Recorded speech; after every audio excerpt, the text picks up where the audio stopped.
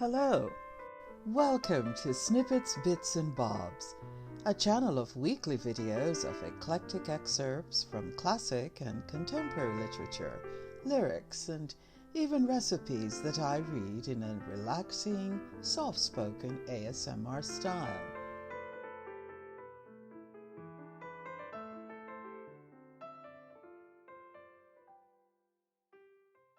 Welcome to our virtual relaxing space that for a moment you can shut out the world's demands on you and slow your pace here to unwind and decompress. In today's theme, to celebrate Women's History Month in March, I want to honor 3 First Nation American women. These iconic women represent the fields of medicine, the arts, and faith. I invite you to watch this video to the end, which also helps increase my YouTube presence. Thank you. The first icon, Elizabeth Maria Tallchief. Born in 1925 as a member of the Osage Nation in Oklahoma, Maria Tallchief's legacy is that of America's first major prima donna of the United States. Tallchief is credited with breaking down ethnic barriers and was among the first Americans to flourish in a field long dominated by Russians and Europeans. Reflecting on her own career, Tallchief wrote, "I was in the middle of magic, in the presence of genius, and thank God I knew it." She also said, "If anything at all, perfection is not when there is nothing to add, but when there is nothing left to take away."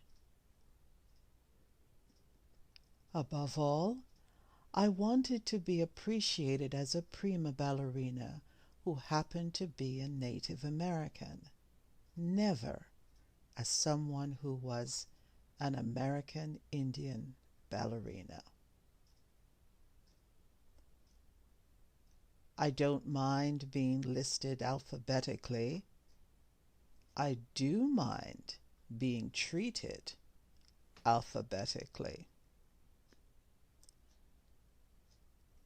Upon invitation by famed choreographer George Balanchine, whom she later married, Tallchief left the Ballet Russe of Monte Carlo to join Balanchine's New York City Ballet Company as its first star in 1946.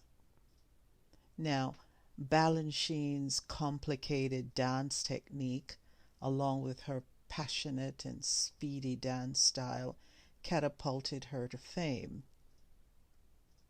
Tallchief is the recipient of many awards, including the Kennedy Center Honors, the National Medal of the Arts by the Endowment for the Arts, a special art exhibition at the Metropolitan Museum of Art in New York City, the National Women's Hall of Fame, and she was given the title of Princess of Two Worlds by the Osage Nation. Upon Tallchief's death in 2013, a fellow dancer remarked, "When you thought of Russian ballet, it was Ulanova. With English ballet, it was Fontaine. For American ballet, it was Tallchief." Time magazine remarked, "Of all the ballerinas of the last century, few achieved Maria Tallchief's artistry, a kind of conscious dreaming, a reverie with backbone." In 1947, George Balanchine commissioned the famed composer-conductor Igor Stravinsky to compose the music for his new ballet, Orpheus. Balanchine said, "It seemed to me that the Orpheus myth, with its powerful portrayal of the poet-musician's destiny and of his love, was particularly appropriate for ballet, and particularly a ballet with music by Stravinsky. On the heels of that ballet of Orpheus, Elise Passion, an Oxford University-educated poet, wrote the poem Eurydice about her mother, Maria Tallchief, and her relationship to husband choreographer George Balanchine. FYI, in Greek mythology, Eurydice was married to Orpheus. This creates a revealing window into Passion's view of their marriage. So I'll just read a snippet because the poem is a little long. You were all of 23, married to Balanchine. The nights he spent absorbed at work on Orpheus, you felt alone and stayed at home, stitching an Indian patterned skirt. But when you danced Eurydice's last pas de deux, you wrapped your arms and legs around your poet husband, Orpheus, willing him to look into your eyes. As Balanchine wrote, tormented because she cannot be seen by the man she loves. Mother, when I was young, I watched you from the wings and saw the sweat dripping from arms and neck, your gasp for breath. I thought it was your last, but no. You towel off and then step back into the spotlight, smiling.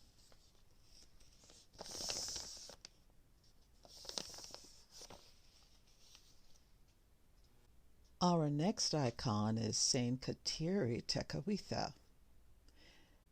Known as Lily of the Mohawks, Saint Kateri Tekakwitha was born in 1656 in a Mohawk village on the south side of the Mohawk River in present-day New York State.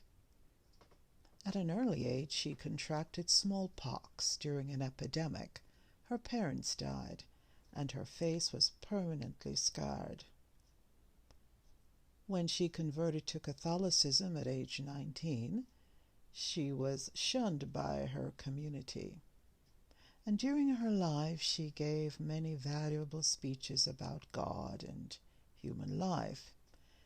Refusing to marry, she left her village and moved for the remaining 5 years of her life to the Jesuit mission village of Kanawake, south of Montreal on the St. Lawrence River.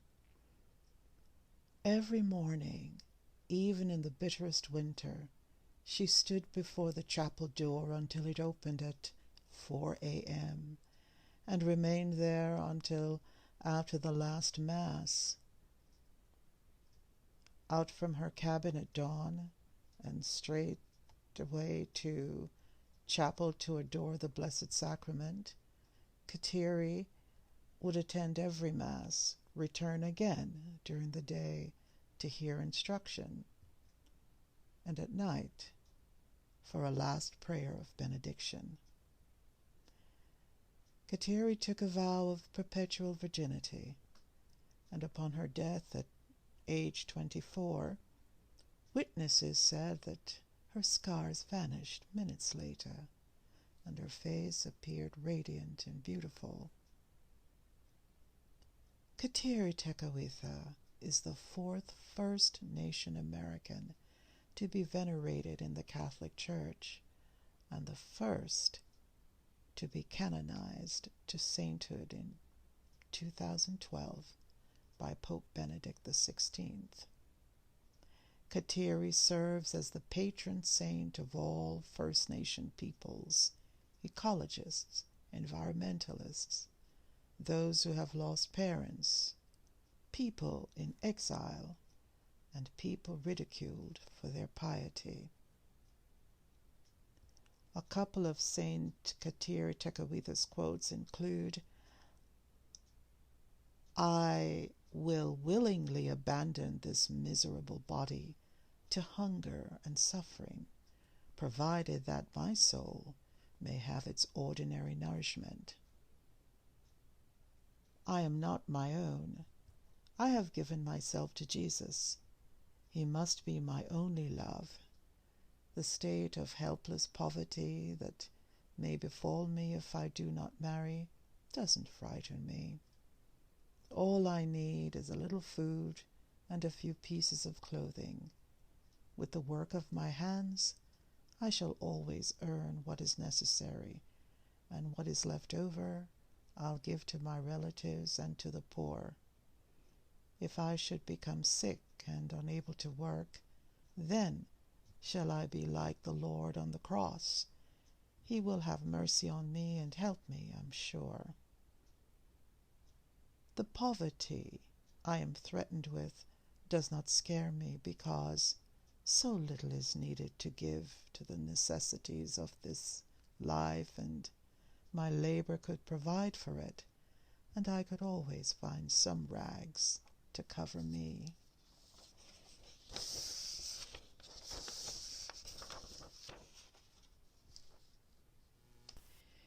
If you are enjoying this video or channel, thank you.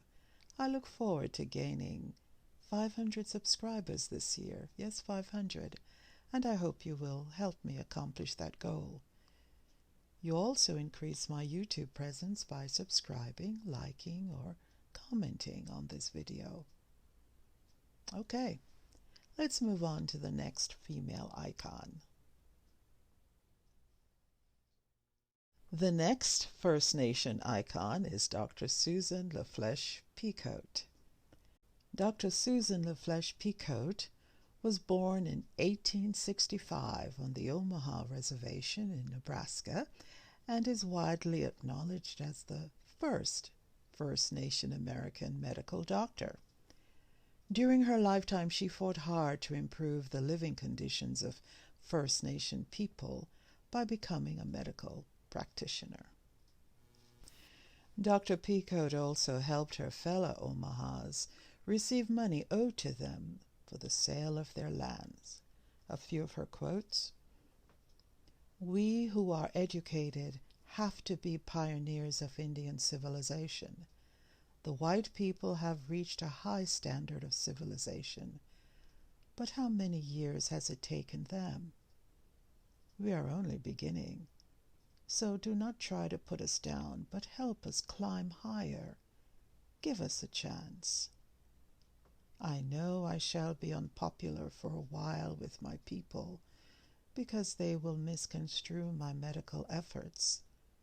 But this is nothing, just so I can help them for their own good." This condition of being treated as children we want to have nothing to do with. The majority of the Omahas are as competent as the same number of white people. The law protects the man who enriches himself through the foreclosures of mortgages. It does not protect the sacred right of the farmer to live a decent life and to earn a decent living. I'm not accomplishing miracles, but I'm beginning to see some of the results of better hygiene and health habits, and we're losing fewer babies and fewer cases to infection. From the outset, the work of an Indian girl is plain before her. We who are educated have to be pioneers of Indian civilization. We have to prepare our people to live in the white man's way, to use the white man's books, and to use his laws if you will only give them to us.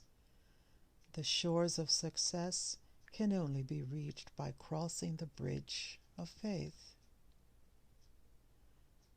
I shall always fight good and hard, even if I have to fight alone. Happy Women's History Month.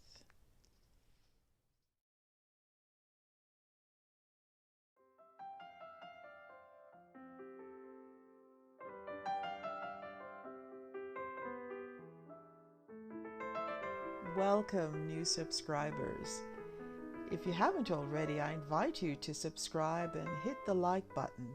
Also, share your comments below about this video and tell me what topics you want to hear in future videos. If you'd like to see recent videos of snippets, bits, and bobs, see the links in the description. Also, click on the bell icon on your right to get the latest videos when they are uploaded, usually each week on Tuesdays. Can't wait to share next week's theme with you. So, have a good week and see you soon at Snippets, Bits, and Bobs. Bye-bye.